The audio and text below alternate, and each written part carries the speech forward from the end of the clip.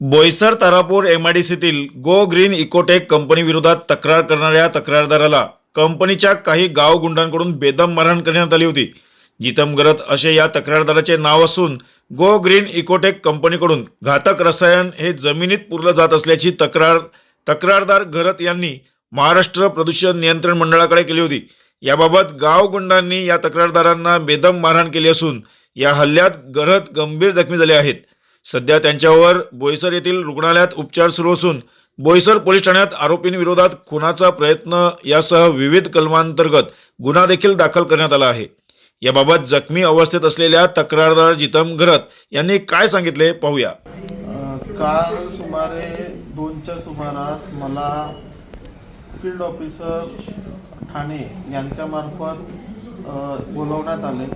2 वाजता मी MPCB कार्यालय तारापूर येथे पोचलो।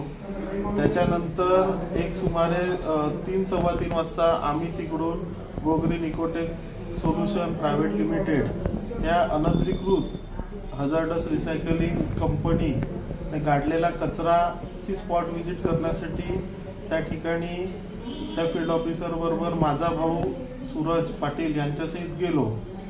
तेथे गेला असता सदर कंपनीचे डायरेक्टर मुकेश प्रभाकर पाटील, राजेश प्रभाकर पाटील व त्यांचे इतर 8 ते 10 साथीदार यांनी मला व माझ्या भावाला लाथाबुक्क्यांनी, लाठीकाठीने, लोखंडी रॉडने आणि पंचने अमानुष अशी मारहाण केली।